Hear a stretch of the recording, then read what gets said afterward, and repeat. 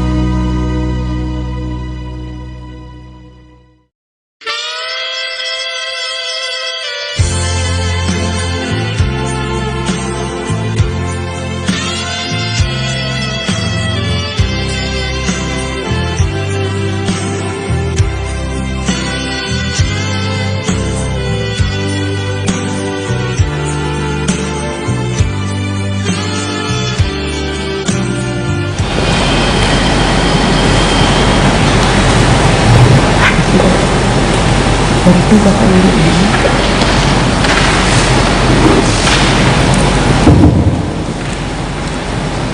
Selamat sore, salam sejahtera kita semua.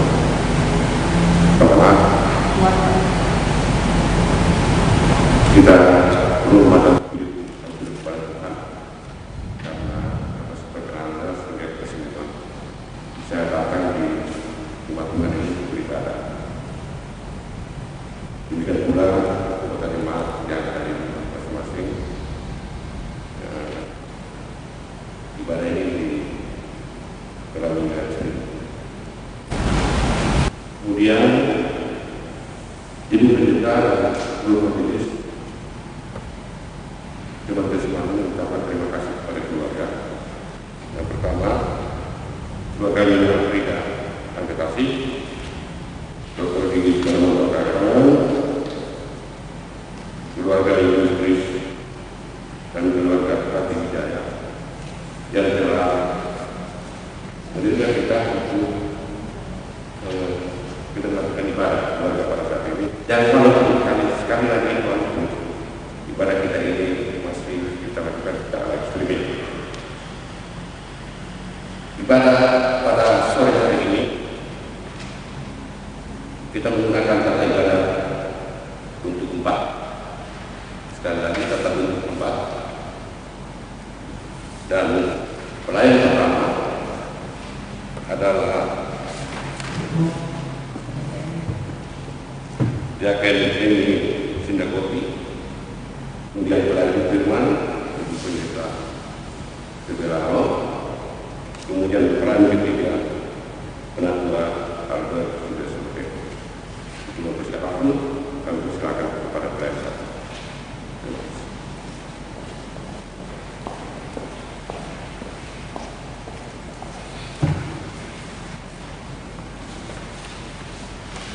Terima kasih Tuhan, kita akan mulai ini.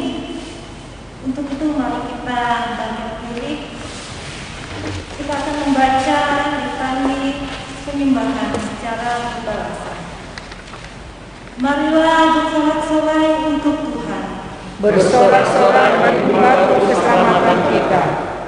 Biarlah kita menghadap wajahnya dengan nyanyian syukur. Bersorak-sorai baginya dengan nyanyian mazmur. Sebab Tuhan adalah Allah yang besar Dan Raja yang besar mengatasi segala Allah.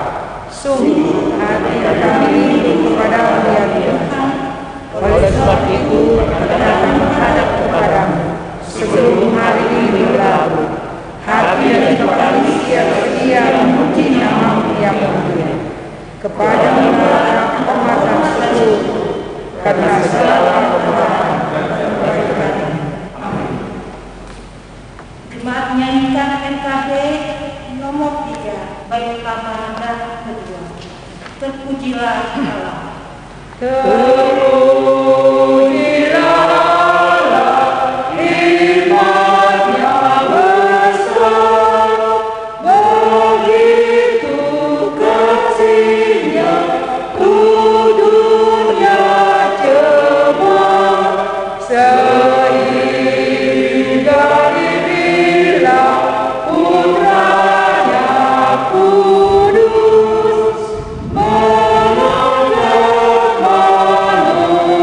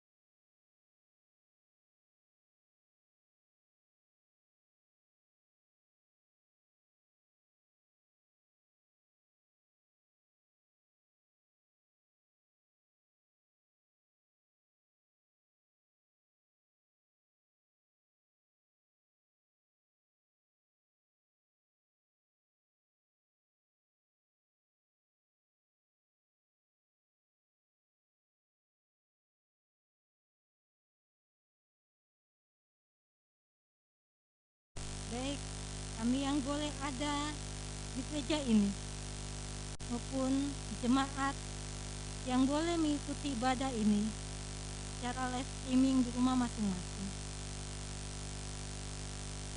Tuhan, pada sore hari ini kami rindu untuk membaca dan merenungkan firman-Mu. Karena itu kami mohon pertolongan Roh Kudus-Mu memampukan kami agar kami boleh mengerti, memahami firman-Mu, terlebih untuk dapat melakukannya di sepanjang kehidupan yang Tuhan masih karuniakan kepada kami. Ibu Pendeta Febel Halo yang akan mewartakan firman, engkau kiranya memberkati sehingga ia boleh mewartakan firman kebenaran-Mu seturut kehendak-Mu. Di dalam nama-Mu Yesus Kristus kami berdoa. Amin.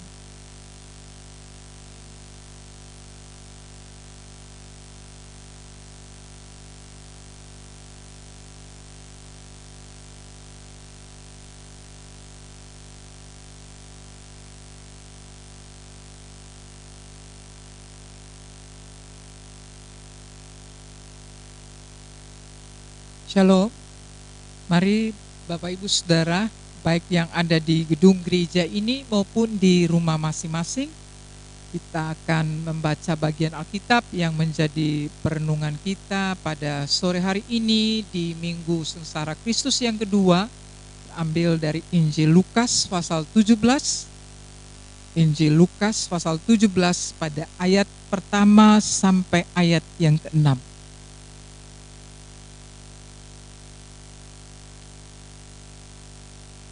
Bila kita sudah mendapatkannya, saya mengajak kita semua membaca bersama Injil Lukas pasal 17 ayat 1 sampai 6. Kita mulai. Yesus berkata kepada murid-muridnya, "Tidak mungkin tidak akan ada penyesatan, tetapi celakalah orang yang mengadakannya.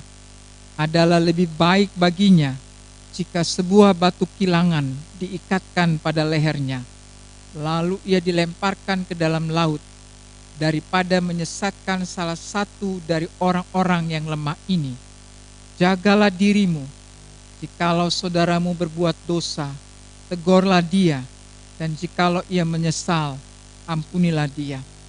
Bahkan jikalau ia berbuat dosa terhadap engkau 7 kali sehari, dan 7 kali ia kembali kepadamu dan berkata, aku menyesal, engkau harus mengampuni dia.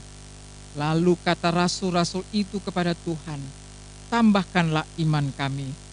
Jawab Tuhan, kalau sekiranya kamu mempunyai iman sebesar biji sesawi saja, kamu dapat berkata kepada pohon ara ini, terbantunlah engkau dan tertanamlah di dalam laut, dan ia akan taat kepadamu.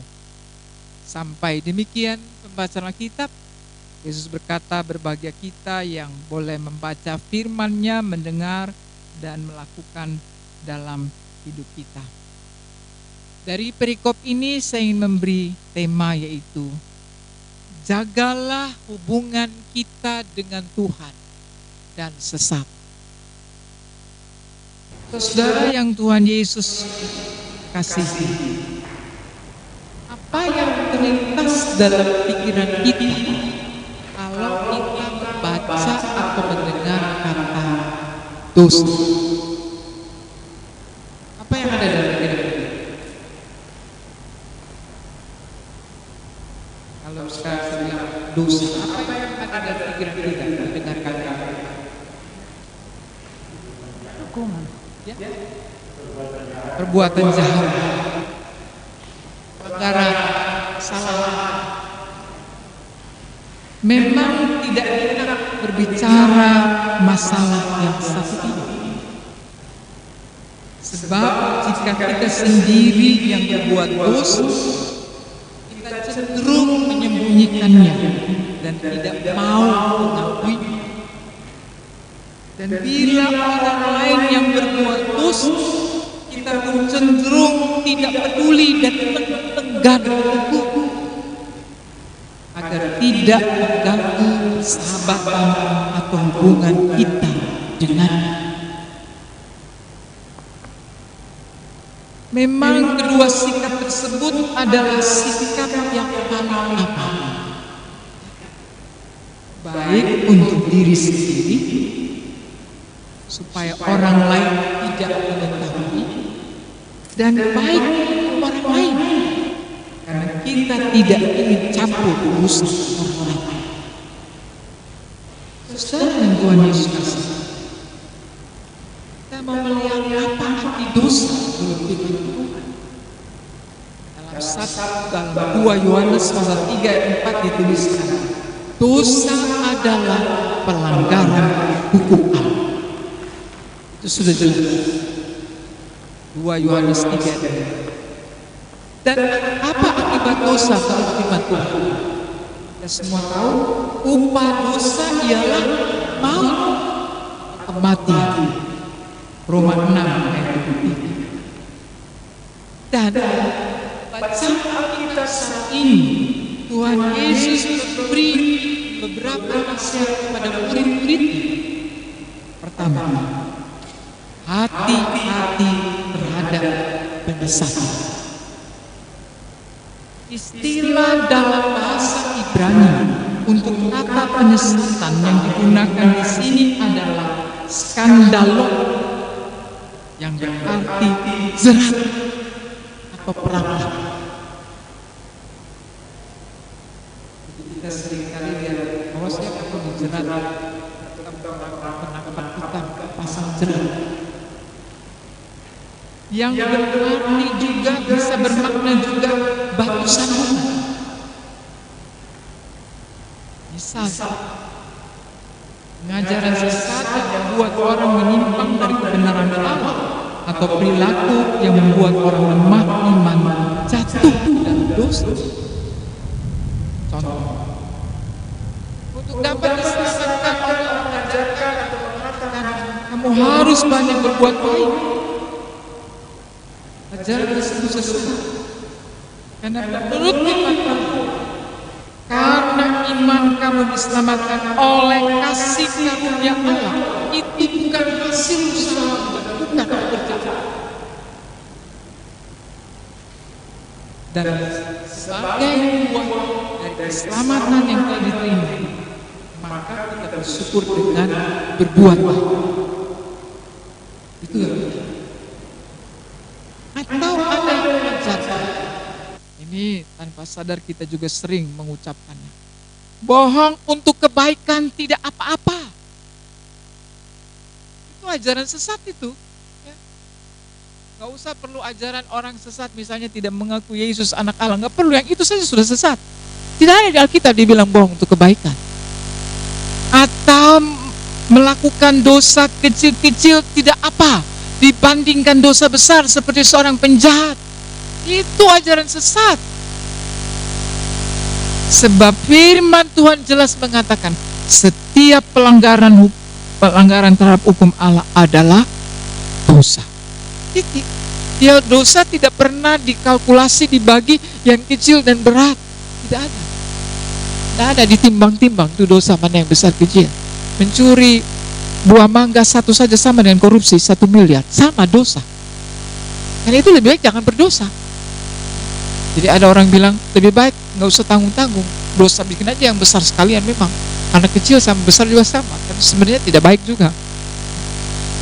Nah, saudara-saudara yang dikasih Tuhan, menurut Tuhan Yesus dalam perikop ini, ganjaran yang tepat bagi si penyesat adalah ditenggelamkan ke laut. Ngeri ya, dengan leher diikatkan batu kilangan. Ya, ganjaran berat ini memperlihatkan betapa seriusnya bahaya penyesatan. Karena itu murid-murid harus tegas untuk menolak segala penyesatan agar mereka pun tidak mudah disesatkan atau juga menyesatkan orang lain. Yang kedua, nasihat Yesus, menjalin relasi dengan orang yang berdosa atau bersalah. Saudara yang dikasih Tuhan, Firman Tuhan menyatakan bahwa tidak ada yang benar, seorang pun tidak. Roma 3 ayat 10.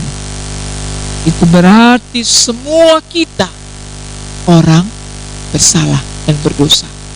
Bapak, ibu saya, pendeta, penatua, diakan, warga jemaat, siapapun kedudukannya, biar tinggi sekalipun, kita semua orang berdosa atau bersalah. Dan Tuhan Yesus dalam perikop ini menginstruksikan bagaimana berelasi dengan orang yang berdosa atau bersalah, yaitu menegur dan mengampuni mereka yang telah menyesal atas dosa atau kesalahan yang diperbuatnya, meskipun orang itu sudah berbuat dosa atau salah berulang kali, bahkan sampai 7 kali sehari, maka 7 kali juga harus diampuni. Jika lebih dari 7 kali, Tuhan ingin tetap harus mengampuni lebih dari 7 kali. Karena itu dalam bagian lain kita masih ingat waktu Petrus bertanya, ya, pada Tuhan Yesus, berapa kali aku harus mengampuni saudaraku? 7 kali 70 kali. Saudara yang dikasih Tuhan, angka 7 bukanlah angka harafiah yang dipahami sebagai batas pengampunan. Angka tersebut ingin mengajarkan bahwa mengampuni haruslah tanpa batas angka. Karena murid-murid pun memiliki kelemahan dan keterbatasan, maka mereka pun harus dengan penuh kasih menyambut, menegur, dan mengampuni mereka yang bersalah untuk memulihkan hidup mereka. Ini tentu bukan perkara yang mudah, sebab banyak orang yang lebih suka mundur dari relasinya dengan orang yang berbuat salah daripada harus menegurnya. Padahal menegur adalah langkah pertama dari proses pemulihan. Kalau orang itu tidak ditegur, maka ia akan terus hidup dalam dosa. Maka ingat firman Tuhan yang beberapa minggu lalu disampaikan oleh pendeta Elja dari Yesaya. Kalau kita tidak menegur orang yang bersalah, maka kesalahannya akan ditanggungkan kepada kita. Kita tahu orang berbuat salah, tapi kita biarkan, diamkan. Kesalahan itu akan ditimpakan pada kita. Ngeri juga, bukan? Kok dia yang buat salah, kok saya yang harus tanggung resikonya? Bukan itu maksudnya. Maksudnya adalah kita harus menegur, mengingatkannya. Berapa kali pun dia berbuat salah. Memang ini sesuatu yang bukan mudah. Menegur yang dimaksudkan Tuhan Yesus adalah untuk menolong orang lain dan bukan jadi hakim bagi orang lain. Bukan berarti kalau saya menegur orang lain, saya tidak bisa berbuat salah. Bisa. Dan orang lain juga bisa menegur saya, mengingatkan saya. Sekalipun saya pendeta, bukan berarti pendeta tanpa salah. Dan saya senang kalau orang menegur saya. Itu berarti dia sayang dengan saya. Kalau dia tidak sayang dengan saya, biarin aja, mau masuk jurang sana, masuk saja. Risikonya kau tanggung sendiri. Bukan. Karena itu murid-murid pun harus menjaga diri mereka. Dengan menjaga diri, murid-murid akan dimampukan untuk menegur orang lain, bahkan mengampuni kesalahan orang lain. Maka dalam hal menegur dibutuhkan sikap sabar dan lemah lembut. Efesus 4 ayat 2. Memang ini juga tidak mudah, karena kita juga kadang-kadang gregetan. Sudah dikasih tahu berkali-kali, tegur, kapatuli betul ini orangnya. Memang ternyata harus dengan roh lemah lembut dan kesabaran. Nah, saudara-saudara, para murid juga tampaknya merasa sulit untuk mengikuti nasihat Tuhan Yesus ini. Sehingga tugas berat ini direspon oleh para murid dengan sebuah permintaan, tambahkanlah iman kami. Karena mereka merasa imannya masih lemah, masih kecil. Maka mereka meminta agar Tuhan menambahkan atau menguatkan iman mereka supaya mereka bisa melakukan tugas yang berat itu. Dan Yesus menjawab, jika mereka memiliki iman sebesar biji sesawi saja, maka mereka dapat memindahkan pohon ke laut, bahkan memindahkan gunung.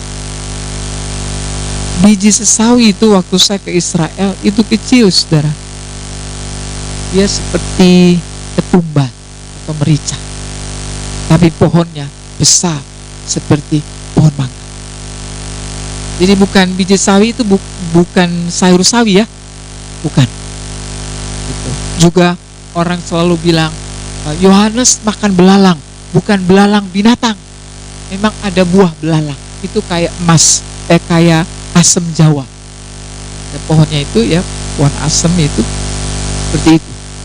Jadi yang dimaksud, bayangkan, kecil saja, tidak perlu iman besar, kecil saja. Jawaban Yesus ini ingin mengingatkan murid-murid bahwa masalahnya bukan terletak pada besarnya iman mereka.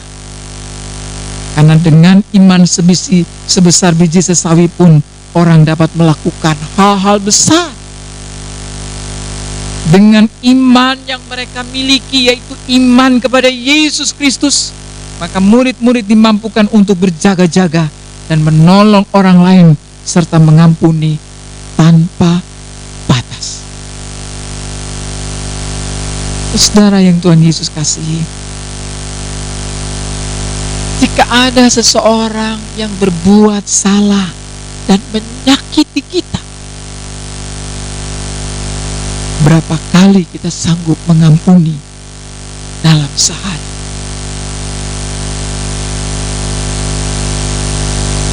Bagaimana jika lebih dari 7 kali dalam sehari? Apakah pengampunan kita ada batasnya? Nasihat Tuhan Yesus ini sangat relevan bagi kita orang-orang Kristen masa kini. Kita yang mengaku percaya dan mengaku pengikut Kristus. Kita hidup di zaman modern dan serba maju. Segala sesuatu mudah didapat. Dengan Android, Bapak Ibu, semua barang bisa dikirim ke rumah. Tidak perlu lagi ke toko membeli dan sebagainya. Sangat-sangat mudah. Tetapi juga mudah tergoda untuk melanggar perintah Tuhan. Orang percaya masa kini pun mudah disesatkan dengan cara-cara dunia yang tidak lagi memperhatikan hati nurani dan firman Tuhan. Hati-hati kalau hati nurani kita sudah tidak ada lagi kepekaannya. Dalam bekerja, dalam mencari nafkah, dalam pendidikan, dalam mencari ilmu, dalam kegiatan lainnya. Maka setiap kita, Bapak Ibu Saudara dan saya, harus lebih menjaga diri dari penyesatan atau godaan-godaan dunia yang menyesatkan. Orang bilang, kapan lagi kau? Ambil saja, biar caranya tidak baik. Kalau enggak, kau enggak bisa punya barang mewah. Itu.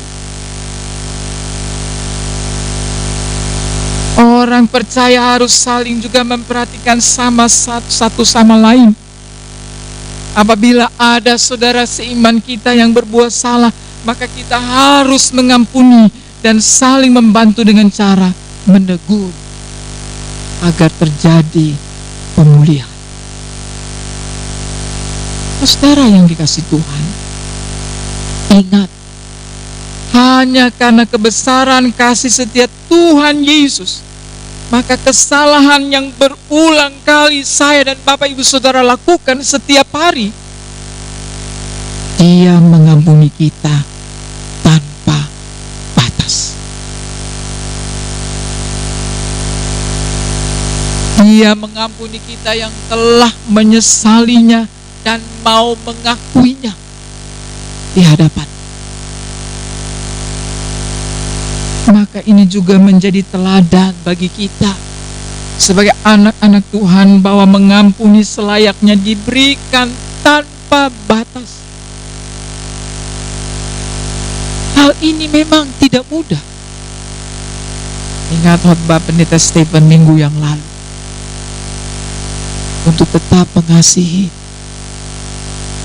bukan berbuat baik hanya kepada orang yang berbuat baik pada kita, bukan.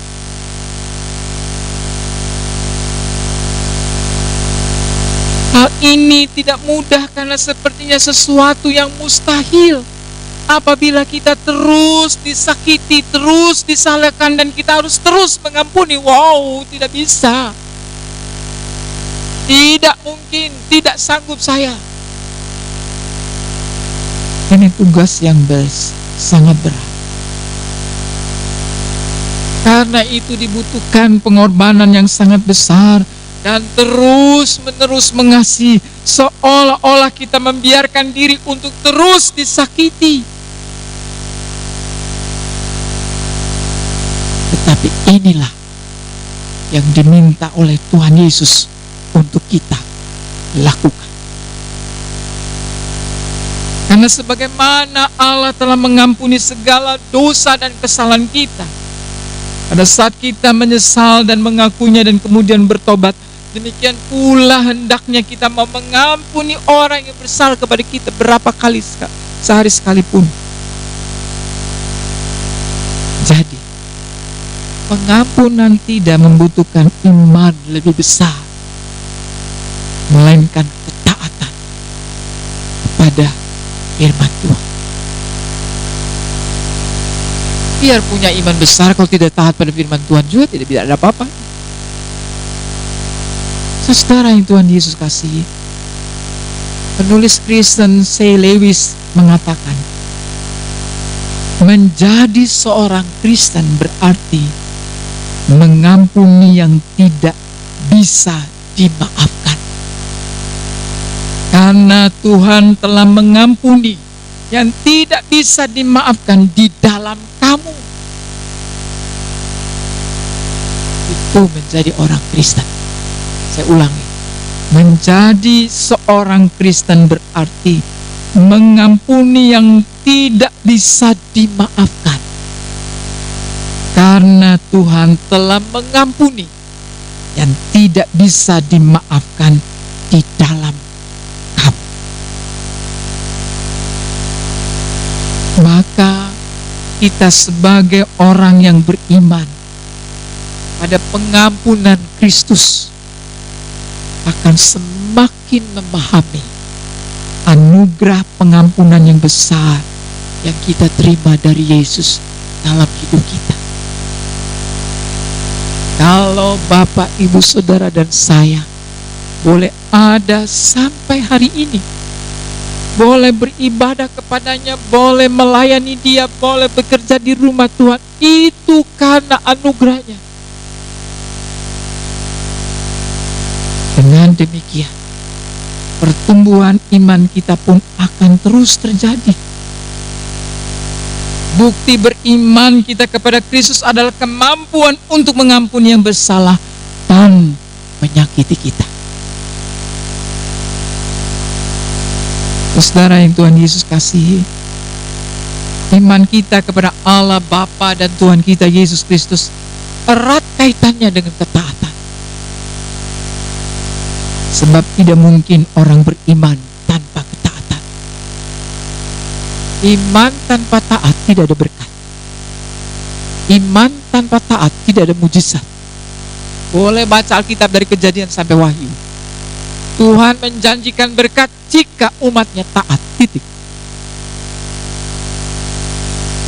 Sebab apabila kita tidak taat lagi pada firman Tuhan, itu sama kita melanggar firman Tuhan.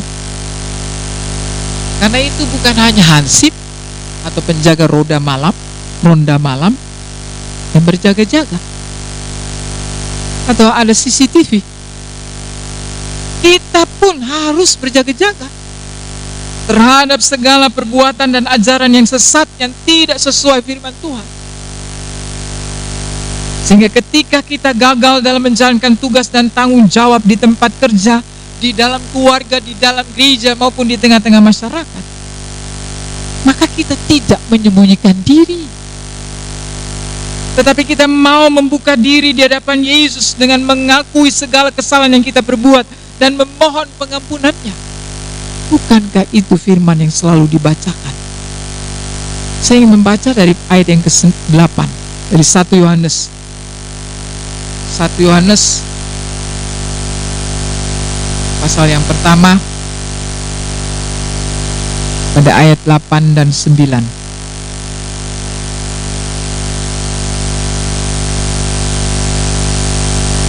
Jika kita berkata bahwa kita tidak berdosa, maka kita menipu diri kita sendiri dan kebenaran tidak ada di dalam kita. Jika kita mengaku dosa kita, maka Ia adalah setia dan adil, sehingga Ia akan mengampuni segala dosa kita dan menyucikan kita dari segala kejahatan. Indah bukan? Saat kita mengakuinya, Dia tetap akan mengampuni kita. Demikian juga sebaliknya, bila kita melihat sesama Kristen yang gagal atau melakukan kesalahan, kita pun mau menegurnya, menolongnya dengan penuh kasih. Atau sebaliknya juga,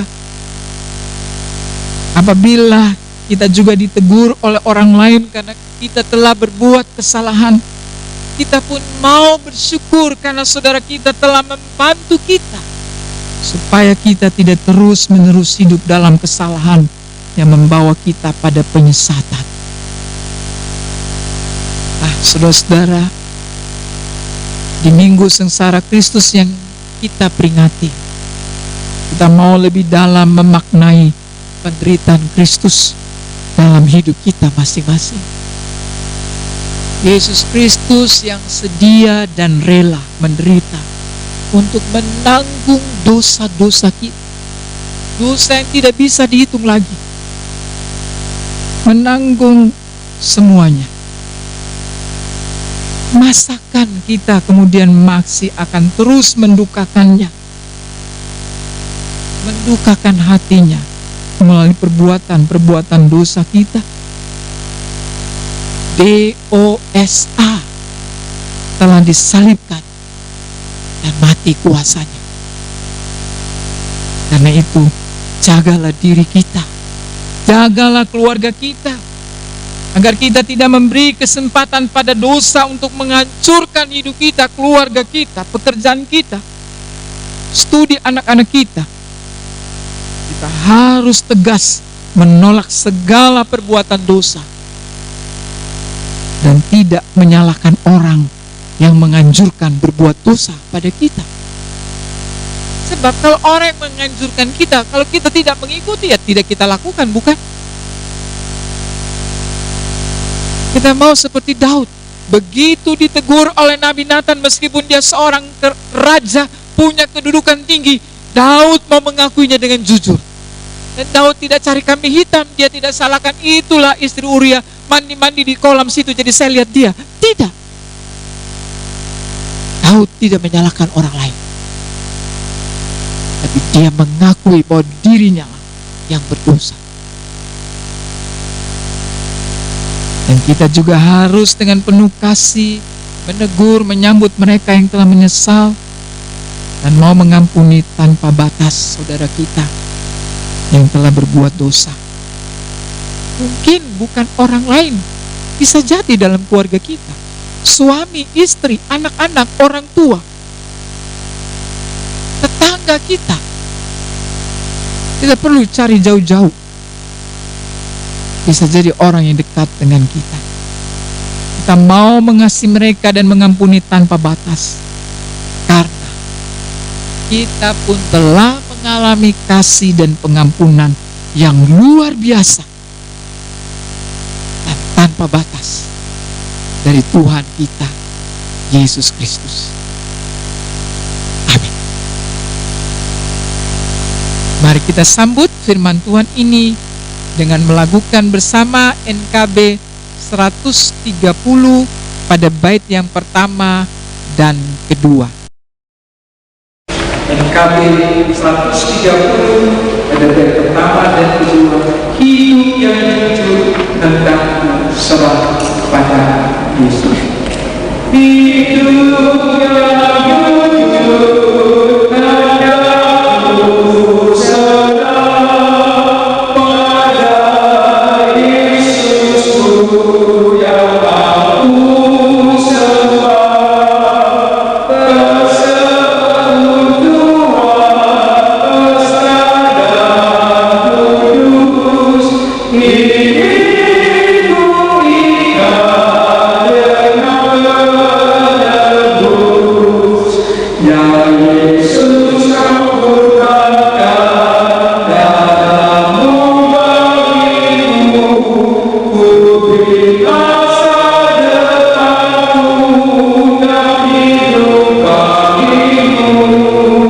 Hatiku serahkan menjadi nyatamu, ku minta kuasailah seluruh hidupku. Bagimu Yesus memberi nyawanya, menanggung dosaku di Golgota.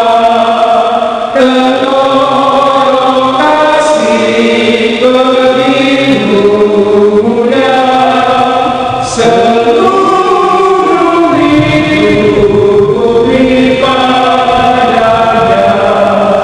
Ya Yesus, kau kurangkan darahmu bagiku, ku berikan sedekahku dan hidup bagimu. Hatiku serahkan menjadi nyatamu, ku minta kuasailah seluruh hidupku. Kita akan menaikkan doa syukur dan syafaat bagi 4 keluarga. Keluarga Nyonya Afrida Kangketasik, keluarga Dr. Anto Karangan, dan keluarga Yulistris dan keluarga Ardi Wijaya. Mari kita berdoa. Tuhan menyertai saudara-saudara. Kita berdoa. Terima kasih Tuhan Yesus untuk firman-Mu yang mengingatkan kami untuk menjaga kami dalam hubungan dengan Tuhan dan sesama. Ya Roh Kudus, Engkau yang akan memampukan kami untuk melakukan firman-Mu ini. Tuhan Yesus memberi kami perintah, bukanlah berat, karena Tuhan Yesus tahu siapa kami. Kami yang telah dikasihi, diampuni, ditebus dari dosa-dosa kami dan diselamatkan. Ini Tuhan juga ingin kami mau terus mengasihi, mengampuni, dan juga membantu orang lain supaya hidup mereka juga dipulihkan. Tidak membiarkan orang lain terus hidup dalam dosa. Dan kami bersyukur juga bila ada orang lain yang menegur kami, supaya kami juga tidak terus hidup dalam dosa, supaya kami tidak disesatkan. Terima kasih Tuhan Yesus. Kasih-Mu begitu luar biasa bagi keluarga Nyonya Afrida Kangketasik. Kasih-Mu yang telah memeliharakan hidupnya bersama anak dan kemenakan yang kekasih. Engkau tetap menolong hamba-Mu, Ibu Afrida ini, dalam tugas tanggung jawab di tengah-tengah keluarga. Beri selalu hikmat, beri selalu sukacita. Dengan iman yang ada padanya, ia mau mempercayai Engkau Yesus yang berfirman dan akan menggenapi dalam hidupnya jika ia hidup dalam ketaatan. Engkau tahu bahwa ia saat ini dalam pemulihan kesehatannya, tapi biarlah sakit penyakitnya tidak melemahkan imannya, tapi justru itu semakin menguatkan ia, karena kasih-Mu begitu luar biasa menolong ia hari demi hari. Demikian juga dengan anak kekasih Nanda, dalam masa mudanya, dalam perkuliahannya, berkati ia. Tuhan juga menolong ia, mampukan ia untuk tekun di dalam perkuliahannya, mengandalkan Engkau ya Yesus, hidup selalu dalam ketaatan, takut akan Tuhan, sehingga apa yang ia harapkan, yang ia cita-citakan, masa depan yang penuh harapan itu Tuhan akan genapi dalam hidupnya. Juga bagi adik kekasih Agus, di dalam pekerjaannya sebagai abdi negara, Tuhan juga menolong ia, mampukan ia berhikmat, jadikan ia alat Tuhan, terang dan garam di tengah-tengah tugas pekerjaannya. Biarlah ia juga tidak mudah mengikuti cara-cara dunia, sehingga ia tidak disesatkan di dalam ia melakukan pekerjaannya. Bapa yang baik, kami juga berdoa untuk keluarga hamba-Mu Sudarmanto Karangan. Terima kasih pemeliharaan Tuhan juga dirasakan dalam perjalanan hidup rumah tangga bersama istri dan anak-anak. Engkau yang telah memeliharakan keluarga ini tiap-tiap hari. Engkau yang telah memampukan hamba-Mu ini, Bapak Sudarmanto Karangan, sebagai seorang tenaga medis, sebagai seorang dokter, dalam tugas pekerjaannya membantu siapapun, juga bersama istri kekasih Ibu Lucy Ramba, dan kedua anak kekasih juga yang Tuhan telah berkati, Lala dan Fanya. Terima kasih Tuhan Yesus, Engkau luar biasa telah memelihara hidup mereka, memberkati setiap usaha dan pekerjaan mereka, dan biarlah mereka juga terus mau hidup di dalam ketaatan kepada Engkau ya Yesus. Apa yang mereka harapkan, dengan terus mengandalkan Tuhan, hidup dalam ketaatan. Karena itu Tuhan berkati tugas dan pekerjaan sebagai pelayan masyarakat, baik di rumah sakit maupun dalam usaha mandiri sebagai dokter gigi. Tuhan beri kekuatan, kesehatan, kemampuan, kesabaran dalam melayani tiap pasien. Begitupun di tengah-tengah pandemi COVID-19 ini, sehingga hamba-Mu tetap sehat, dapat melakukan tugas pelayanan ini. Juga istri kekasih dalam usahanya, Engkau juga memberkati. Tuhan memberi ia keterampilan untuk boleh digunakan untuk orang lain, karena itu Tuhan berkati. Jasa yang ditawarkan itu boleh menjadi berkat bagi orang lain. Kami juga berdoa untuk anak-anak mereka yang kekasih. Mereka bersyukur karena anak kekasih Fanya dan Lala pada tanggal yang sama 12 Februari lalu kena berusia, baik Fanya ke 10 tahun dan Lala ke 8 tahun. Tuhan berkati anak-anak ini dalam pertumbuhannya, di dalam pendidikannya, lebih dalam pertumbuhan imannya, sehingga melalui Bapak Ibu sebagai orang tua yang juga boleh memperhatikan pembinaan iman rohani bagi anak-anak kekasih ini. Ya Tuhan, Engkau tetap menolong di tengah-tengah pergumulan mereka tiap-tiap hari. Biarlah Bapak Ibu dan anak-anak boleh menikmati hidup sukacita karena kasih Tuhan, kuasa Tuhan yang selalu melingkupi mereka dan menyertai mereka. Kami juga berdoa untuk orang tua mereka kekasih, Oma dan Opa Daud Karangan. Terima kasih mereka telah tiba dari Makassar dengan penuh selamat kemarin siang. Bahkan bagi orang tua yang kekasih Pak Daud Karangan yang telah menjalani general check up kesehatan di Makassar selama 1 minggu, Tuhan tetap menolong. Engkau tahu dalam usia lanjut mereka, tapi kasih Tuhan selalu memampukan, sehingga hamba-Mu baik Pak Daud Karangan maupun Ibu Surya Karangan, di usia lanjut mereka tetap setia boleh melakukan apa menjadi tugas tanggung jawab mereka di tengah-tengah keluarga, di tengah-tengah gereja. Bagi hamba-Mu Ibu Surya Karangan sebagai penatua, sebagai BPM Jemaat Getsemani, Tuhan juga menolong, sehingga mereka tetap mau melakukan tugas tanggung jawab ini dengan sukacita. Terlebih bagi hamba-Mu Pak Daud Karangan yang juga pada tanggal 18 Februari Tuhan tambahkan usia baginya. Terima kasih Tuhan Yesus, Engkau tetap memberkati, beri sukacita, kuat, sehat selalu. Kami juga berdoa untuk saudara-saudara mereka kekasih, adik-adik dari hamba-Mu Dr. Anto Karangan, Henry dan keluarga yang ada di Makassar, Trias Putra Karangan yang ada di Jakarta, Mona Lisa Putri Karangan dan keluarga di Koltim. Tuhan berkati mereka masing-masing dalam hidup keluarga mereka, pekerjaan mereka, segala tanggung jawab mereka. Engkau menolong mereka. Biarlah dimanapun mereka berada, mereka tetap mau menjaga hidup mereka, hubungan mereka dengan Tuhan dan sesama, menjaga keluarga mereka, menjaga apa yang Tuhan telah karuniakan pada mereka. Bapa yang baik, kami juga berdoa untuk orang tua yang berada di Tarakan dan juga dalam masa tuanya. Kiranya Tuhan juga tetap beri kekuatan kesehatan, tetap berkati pekerjaan dan usaha-usaha yang dikelolanya, sehingga semua juga boleh berjalan dengan lancar. Jasa yang ditawarkan boleh menjadi berkat bagi orang lain, dan itulah menjadi kesempatan mereka tetap boleh menyaksikan kasih Tuhan.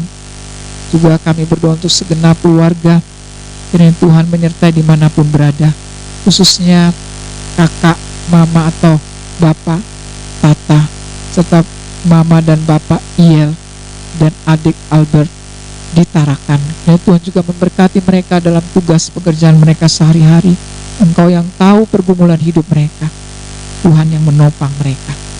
Kami juga berdoa untuk keluarga Yulistris yang juga bersyukur karena pemeliharaan Tuhan luar biasa. Mereka dalam keadaan baik dan sehat. Tuhan tetap berkati Bapak, Ibu, dan semua anak-anak yang Tuhan karuniakan pada mereka. Kami berdoa untuk Bapak Yulistris dalam tugas tanggung jawab juga sebagai abdi negara. Tuhan berkati ia, menolong ia, agar dengan setia ia melakukan tanggung jawabnya. Juga tanggung jawab di tengah-tengah keluarga, sebagai kepala keluarga, suami maupun ayah bagi anak-anak. Juga bagi istri kekasih Ibu Ripa Yulistris, berkati ia juga sebagai pendamping bagi suami, sebagai ibu bagi anak-anak. Tuhan mampukan ia. Dan saat ini ia dalam proses menanti kelahiran putri yang keempat. Kiranya Tuhan memberkati karena direncanakan di akhir bulan ini atau di awal bulan Maret. Tuhan menolong sehingga kelak hamba-Mu ini, Ibu Ripa, dapat menjalani persalinan dengan selamat dan anak kekasih dapat dilahirkan juga dengan selamat. Kami berdoa untuk anak-anak mereka dalam pendidikan. Anak Apri di kelas 12 SMA dalam masa persiapan untuk ujian. Kiranya Tuhan juga berkati. Anak Rianti juga, Nanda yang masih dalam pendidikan di SMA kelas 10, Engkau juga berkati.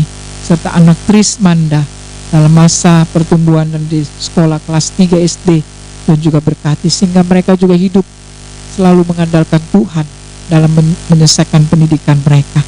Tuhan berkati. Serta orang tua yang berada di kampung dalam masa tuanya di Lambuya, Tuhan juga tetap memberi kekuatan kesehatan baginya dan semua sanak keluarga dimanapun berada.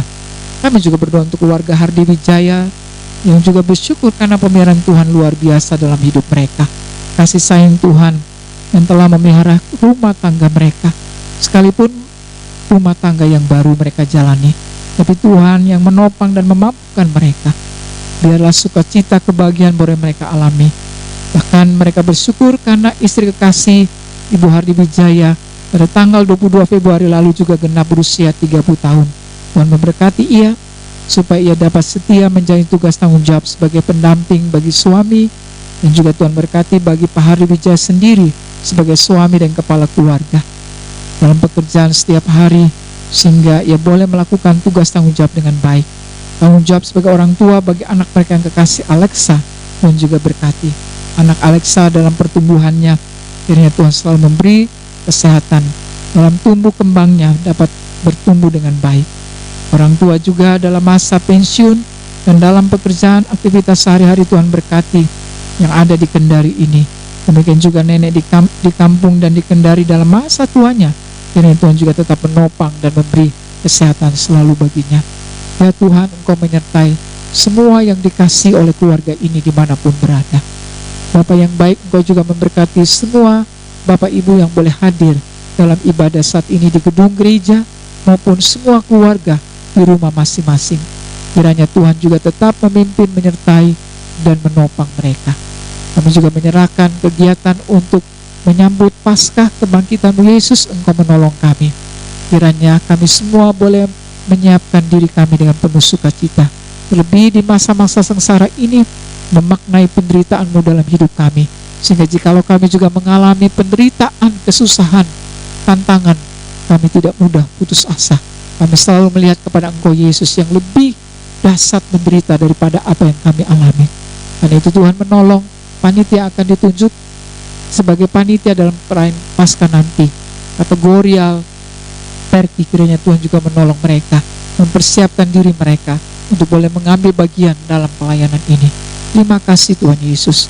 Inilah semua ungkapan syukur kami, permohonan kami, yang kami naikkan hanya di dalam satu nama, Tuhan kami Yesus Kristus, yang mengasihi kami orang berdosa dan mengampuni dosa-dosa kami. Amin. Diserahkan pada pelayan 3.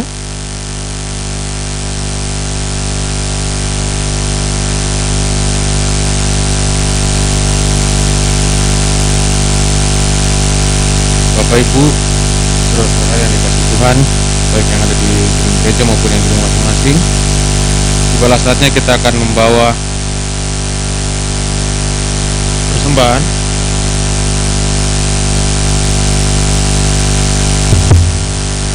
Kita akan mengumpulkan persembahan kita. Sambil persembahan dikumpulkan, kita akan menyanyi dari NKB 133. NKB 133 bait yang pertama dan bait yang ketiga, syukur padamu ya Allah. Syukur padamu ya Allah atas segala rahmat-Mu. Syukur atas penyembuhan dari kasih-Mu penuh. Syukur atas pekerjaan walaupun lemah. Syukur atas kasih sayang dari sana dan Tuhan. Syukur atas keluarga penuh kasih yang besar. Syukur atas perlindungan yang bisa nyata. Syukur atas kekuatan luka yang besar. Syukur atas pengharapan kehidupan selamanya. Mari kita doakan persembahan kita. Kami mengucap syukur ya Allah Bapa di sorga atas pimpinan penyertaan Tuhan. Kami boleh beribadah sampai saat ini. Bapa di sorga, kami mengucap syukur atas kesempatan yang Tuhan anugerahkan kepada kami. Kami boleh mengumpulkan sebagian daripada perolehan kami. Kiranya Bapa di sorga berkenan memutuskan mengizinkan persembahan ini, sehingga persembahan ini layak digunakan untuk pelayanan pelebaran firman-Mu dimanapun persembahan yang ada. Ini doa kami Tuhan, kami berdoa dalam nama Tuhan Yesus. Amin. Kita akan menutup ibadah kita. Saya undang kita bangkit berdiri. Kita menyanyi dari NKB 199, NKB 199, bait pertama sampai bait yang kedua. Sudah yang terbaik diberikan. Sudah yang terbaik diberikan kepada Yesus Tuhanku. Bersama umatnya di Kalvari, di hatinya terbaik dariku. Berlayar terhilang tak ku cari, dan gunung pasir yang berbelenggu. Sudah yang terbaik ku berikan kepada Yesus Tuhanku.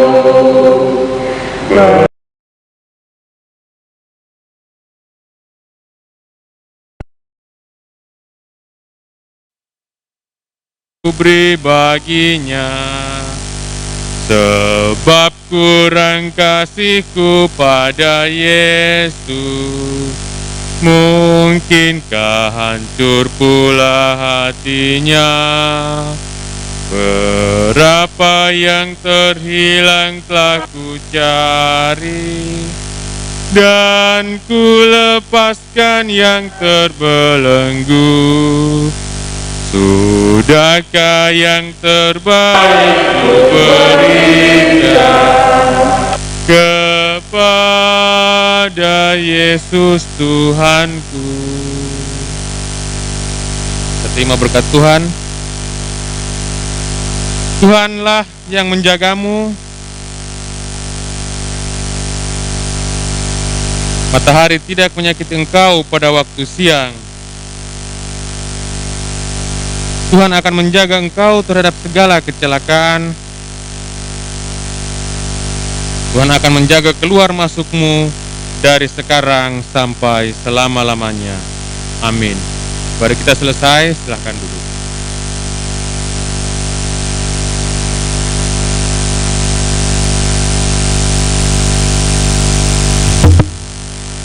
Baik, ibadah kita telah selesai. Sekali lagi mengucapkan kepada keluarga Nyonya Alfrida Tage Tasik, keluarga Sudarmanto Karangan, keluarga Yulius Tris, maupun keluarga Adi Wijaya,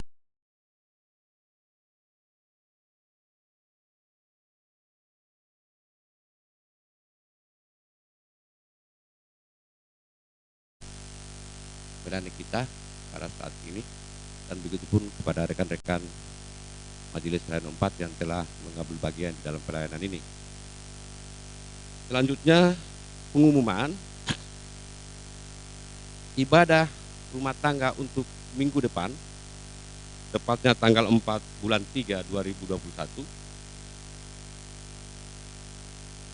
Yang pertama itu adalah keluarga Martoni Lambe AMD dari Reon 1, kemudian keluarga Margareta Sampai Bunga SE Rayon 2, kemudian keluarga Mas Siak Rayon 3,